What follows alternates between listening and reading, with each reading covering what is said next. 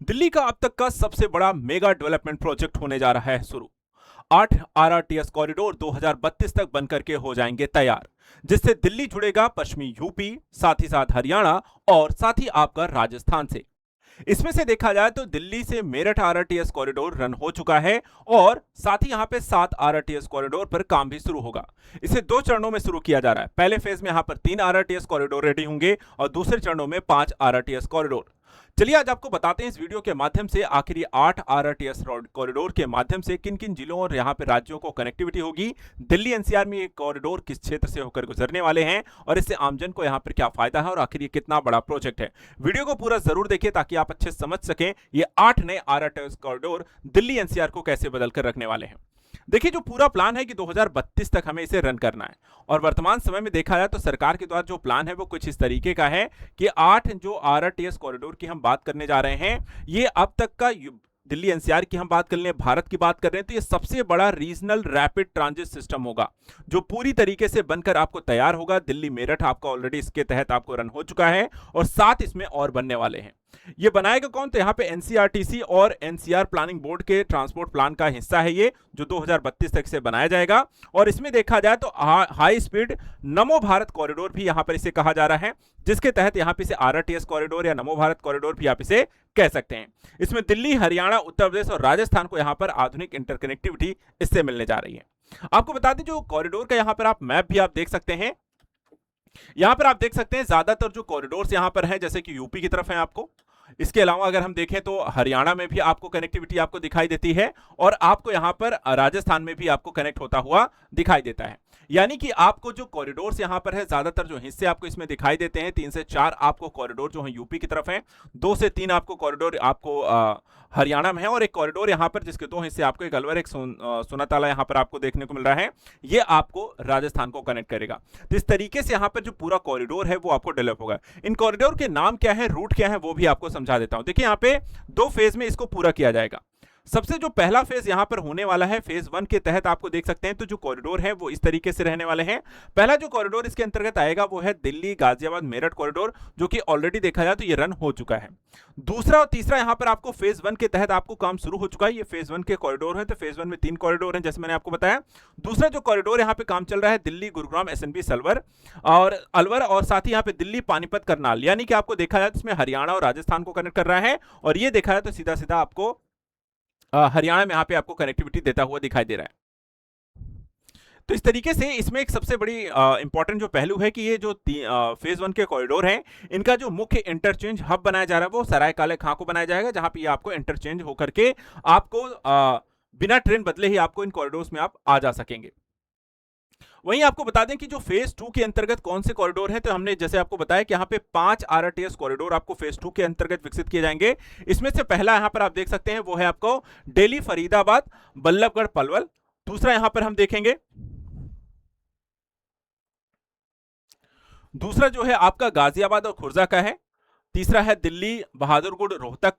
चौथा गाजियाबाद हापुड़ और पांचवा दिल्ली सहादरा और बरौद के बीच है। तो इस तरीके से ये 5 कॉरिडोर हैं जो कि पूरी तरीके से आपको रन किए जाएंगे। ये इनके यहाँ पर आप रूट देख सकते हैं।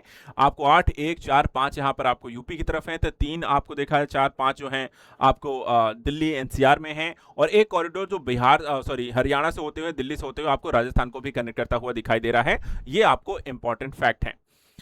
अब देखा जाए तो यहां पर ये 8 नए जो कॉरिडोर हैं, इनके बन जाने से किस तरीके का दिल्ली एनसीआर को फायदा होगा, साथ ही जो स्टेट्स हैं आपको बिहार है, यूपी है, हरियाणा है, राजस्थान है, उनको क्या फायदा होने जा रहा है। तो देखिए सबसे पहली चीज कि यहां पर दिल्ली मेरठ यहाँ पे कॉरिडोर रन हो चुका है और इस कॉरिडोर के यहाँ पर रन होने से फरवरी 2026 से यहाँ पर इसका संचालन शुरू हुआ है। आरआरटीएस ये पहला आपको चरण था और ये आपको 3 करोड़ से अधिक इसमें यात्राएं हो रही हैं। प्रतिदिन 90,000 से लेकर 1.14 लाख यात्री ट्रैवल कर रहे हैं और एनसीआर का सबसे तेजी से बढ़ता सार्वजनिक परिवहन भी आपको बन चुका है। नई सेवाएं क्या है कि बढ़ती मांग को देख करके ही यहाँ पर एनसीआरटीसी ने मई 2026 में अतिरिक्त पीक आवर ट्रेनें भी इसके लिए शुरू की हैं। इसका अगर मैं आपको रूट भी यहाँ पर आपको दिखा देता हूं, जो रूट आपको दिल्ली से लेकर के शुरू होता है, आपको गाजियाबाद मेरठ का वाला जो रूट यहाँ पर आपको दिखाई देता है, इसमें जंगपुरा, सराय काले खां है, आनंद विहार है, बिहार साहिबाबाद, गाजियाबाद है। ये जो आपको एक मेट्रो कनेक्टिविटी भी आपको देखता है और साथ ही यहाँ पर दुहाई है, इसके अलावा दुहाई डिपो भी आपको इसमें देखने को मिलता है, मुरादनगर है, मोदीनगर मॉल है, मेरठ साउथ, शताब्दी नगर, बेगम युक्त, मोदीपुरम और मोदीपुरम यहाँ पर डिपो है। तो इस तरीके से कनेक्टिविटी आपको प्रोवाइड कराता है दिल्ली को मेरठ और मेरठ से गाजियाबाद आपको होते हुए। इसके बाद जो दूसरा यहाँ पे कॉरिडोर की मैं बात करता हूँ, दूसरा जो कॉरिडोर यहाँ पर फेज 1 के तहत विकसित किया जा रहा है, ये दिल्ली पानीपत करनाल कॉरिडोर है। ठीक है, यहाँ पर आपको देख सकते हैं करनाल, पानीपत, सोनीपत और दिल्ली को आपको कनेक्ट करता हुआ टोटल 136 किलोमीटर के यहाँ पे लंबाई में इसको आरआरटीएस कॉरिडोर को विकसित कर रहे हैं। हालिया जो प्रगति हुई है उसके बारे में बता दूं कि यहाँ पे एनसीईआरटी ने जनरल कंसल्टेंट नियुक्त किया है और अंतर्राष्ट्रीय टेंडर इसके लिए जारी किया गया है। टोटल 136 किलोमीटर का यहाँ पर ये प्रोजेक्ट होगा, 4 यहाँ पर शहरों को बड़े रूप से जोड़ रहा है और ये बन जाने के बाद आप 90 मिनट में दिल्ली से करनाल की यात्रा कर सकेंगे।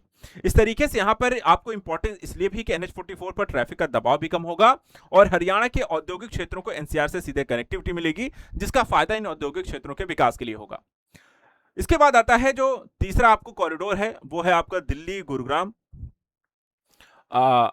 एसएनबी और अलवर के बीच यहाँ पर चल रहा है, जो कि सीधा सीधा अगर हम बात करें तो दिल्ली को हरियाणा होते हुए आपको राजस्थान से कनेक्ट कर रहा है।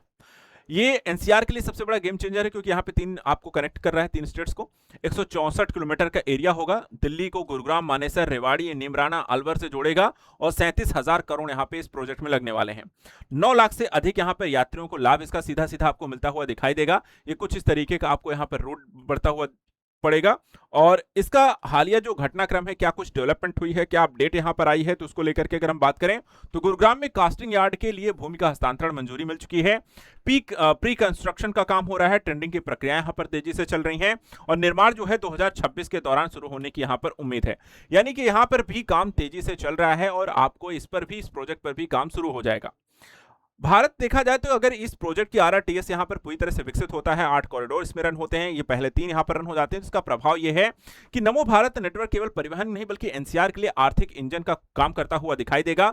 यानी कि रियल एस्टेट में आपको वैल्यूम वृद्धि होगी, रोजगार तेजी से बढ़ेंगे, मल्टी मॉडल कनेक्टिविटी बढ़ेगी, ट्रैफिक की समस्या कम होगी, प्रदूषण पर नियंत्रण स्थापित होगा और औद्योगिक कॉरिडोर के तौर पर इनका इस्तेमाल किया जा सकेगा। इस तरीके से अगर हम बात करें तो नमो भारत आरआरटीएस जो कॉरिडोर है, ये दिल्ली एनसीआर और साथ ही साथ यहाँ पे हरियाणा, राजस्थान और यूपी के आर्थिक विकास के लिए यहां पर अहम होने जा रहे हैं। आपका इस प्रोजेक्ट को लेकर के क्या कहना है, हमें कमेंट करके जरूर बताइए। क्या आपका भी एरिया इन आरआरटीएस कॉरिडोर से कनेक्ट हो रहा है?